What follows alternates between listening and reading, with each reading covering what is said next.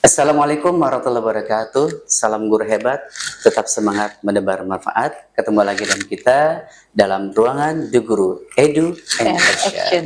Oke, kita langsung to the point saja ya Guru Nur ya. Ya, Alhamdulillah siap. pada kesempatan kali ini kita akan coba mengupas dan membahas tentang transisi pendidikan.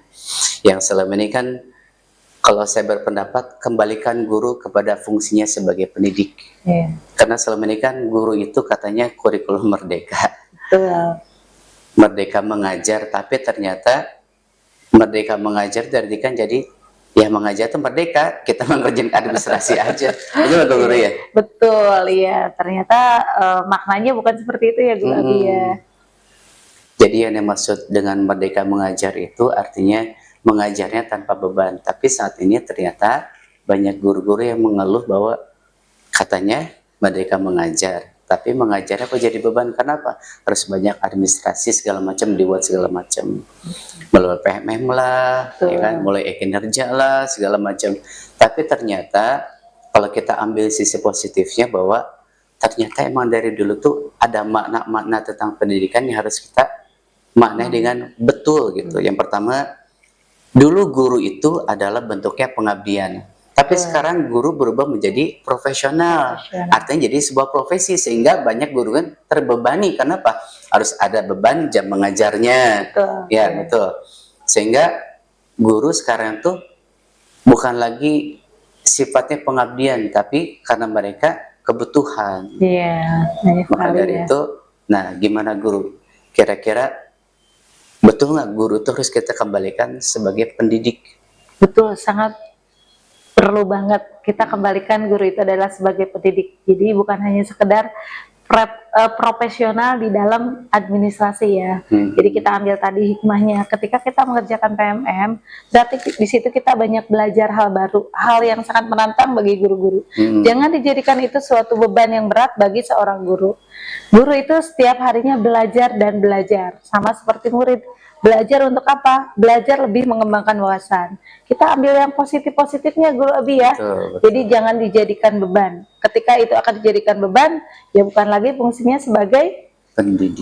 pendidik. Gitu. Jadi emang dulu kalau kita bisa melihat dan bercermin Ki Hajar Dewantara itu adalah seorang pendidik. Guru yang berfungsi sebagai pendidik. Makanya dia bisa mencetuskan Tuturi Handayani. Kenapa? Karena tanpa harus dengan berubahnya segala sesuatu, tapi ternyata beliau bisa berpikiran secara dinamis. Ke depan pendidikan kita akan seperti apa? Hanya beliau mencetuskan hal seperti itu.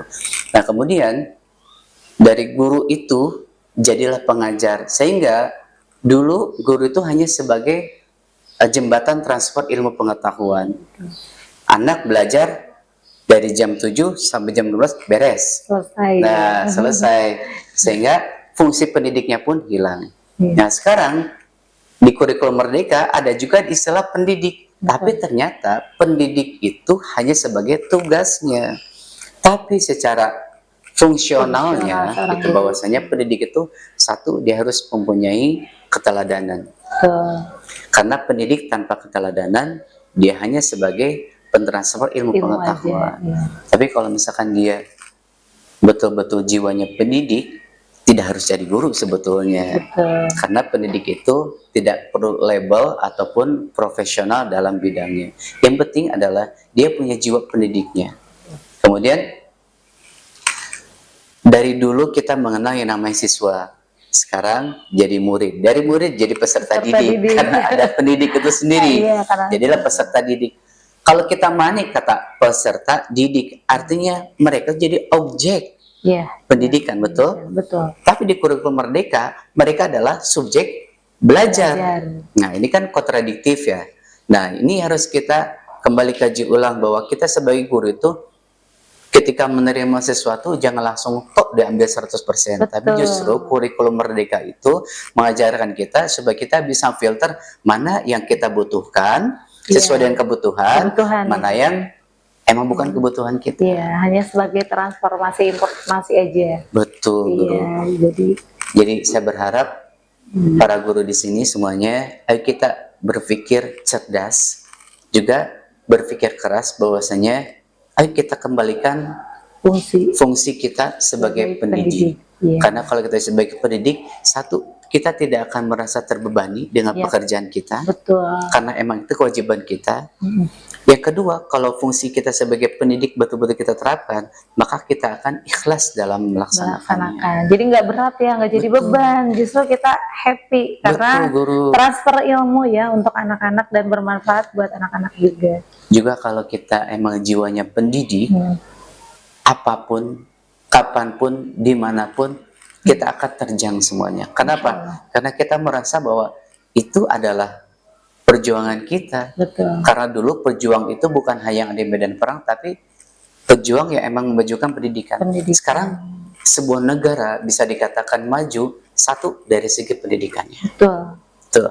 Kalau pendidikannya maju dan berkembang, niscaya pasti negaranya pun akan berkembang. Tapi kalau pendidikannya mundur, ya tidak maju, niscaya negara pun tidak akan maju.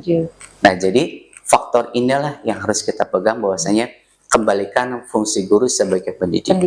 Ya. Jadi ini harus kita jadi perhatian, bahwasanya ayo, walaupun kita sekarang jadi ASN sebagai guru gitu kan, apakah itu PNS ataupun P3K, yang penting jiwanya harus pendidik. Betul. Ya kan? Kita memang labelnya adalah guru, tapi guru itu harus punya nilai-nilai. Nah, nilai inilah yang harus kita gali. Makanya di SGI, Sekolah Guru Indonesia, kita lebih banyak bergerak. Ya. Kenapa? Karena contoh gini, kalau misalkan sebuah benda yang tidak bergerak, maka kita katakan bahwa benda itu mati, betul? Betul. Apalagi kita sebagai guru, mengaku guru, kita hanya fokus kepada murid, tapi kita juga harus fokus kepada rekan sejawat. Jangan sampai kita pintar sendiri, guru. Betul, harus berkembang guru itu, menebar ilmu kebaikan. Nah, kalau kita pintar sendiri capek, gotong mayat sendiri juga capek ya. Bisa aja. Nah, makanya kan sekarang guru itu bukan diharuskan untuk pintar, bukan? Betul. Tapi harus bijak. Apa sih bijak? Bijak itu dia bisa memanage waktu dengan baik, ya kan, memanage kesibukan dengan baik, mana waktu untuk peserta didik, mana waktu untuk dirinya, waktu untuk keluarganya, waktu teman-temannya. Itulah seorang guru. Betul. Dan waktu untuk kita bertambah wawasan juga belajar. Betul. Guru itu kan belajar sepanjang hayat. Nah, itulah yang harus kita jadikan komitmen, bahwa guru itu bukan mengajar tapi belajar. Karena kalau kita guru berhenti belajar, maka ya sudah, ilmunya itu aja, tidak berkembang. Maka kita di SGI ini, kita berusaha untuk terus mengembangkan kompetensi seorang guru, kemudian kecerdasan sosial emosionalnya, itu kan, strateginya. Pendekatan kepada siswa juga. Nah, betul. Karena kan kita di sekolah pasti berinteraksi dengan warga sekolah. Betul. Dan itu bermacam-macam karakternya, dan harus bagaimana kita bisa menyikapi segala sesuatu dengan bijak. Jadi guru itu bukan harus pintar, tapi harus bijak. Yang kedua, guru juga harus ikhlas. Nah, itu yang paling utama, Guru Abi. Betul. Iya. Sekarang kalau kita nggak ikhlas ngajar, ya kita ngajar apa adanya. Betul nggak? Iya. Kalau kita nggak ikhlas, ya ngajar juga ngegurutu.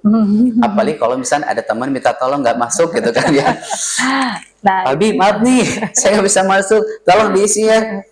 Diisi like kayak gitu. Nah, itu salah satunya ya. Bagaimana keikhlasan itu memang tidak bisa diukur, tapi bisa dilakukan. Betul. Nah, itu dilakukannya bagaimana? Ya akan terrealisasi dari apa yang perbuatan kita ya, kepada teman sejawat, kepada orang tua, kepada atasan, maupun kepada peserta didik terutama ya. Karena keberhasilan itu dari bagaimana kita berinteraksi dengan orang-orang sekitar. Gitu. Jadi kita guru itu ya nggak bisa hidup sendiri. Betul. Jadi kita harus bisa bijak dan cerdas bagaimana kita bisa mengkomunikasikan sesuatu menjadi sesuatu komunikasi yang positif. Gitu. Yang ketiga, selain guru harus cerdas, harus bijak, juga harus apa? Penuh tanggung jawab. Paling utama itu. Nah, jadi guru itu bukan beban. Kalau kita jadikan beban, enggak. Tapi kalau tanggung jawab, kita pasti akan bersungguh-sungguh dalam melakukan sesuatu. Kenapa? Kita punya tanggung jawab. Tanggung jawab apa sih?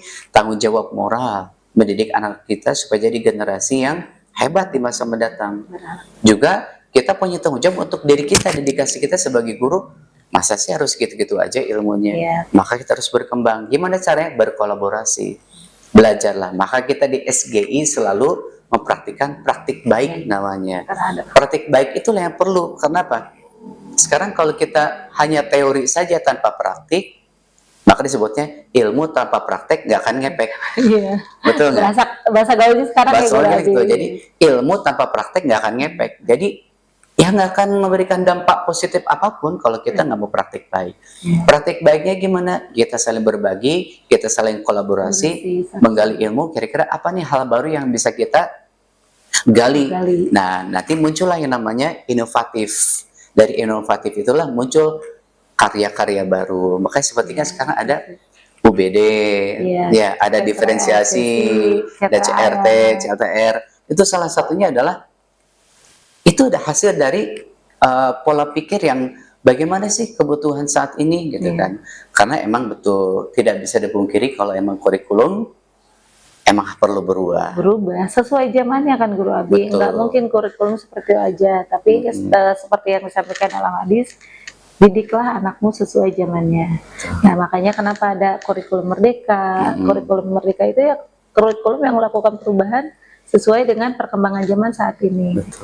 Tapi bukan merdeka juga dari mengajar.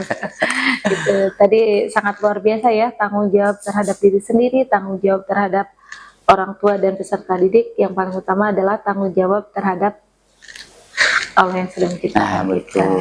Jadi ingat, kita ngajar itu jangan sampai baik kalau ada atasan. Baik kalau karena dilihat teman. Emang kita ngajar baik itu emang karena emang sudah karakter kita. Karena bentuk tanggung jawab itu tadi Guru. Sudah terbentuk biasanya. Nah, itulah. Jadi kalau kita sudah merasa bahwa ini adalah bentuk tanggung jawab kita kepada masyarakat sebagai seorang guru, mengabdikan dirinya sepenuh hati tanpa harus melihat gaji, karena gaji udah pasti tiap tanggal 1 masuk rekening. Tapi maksud artinya di sini tuh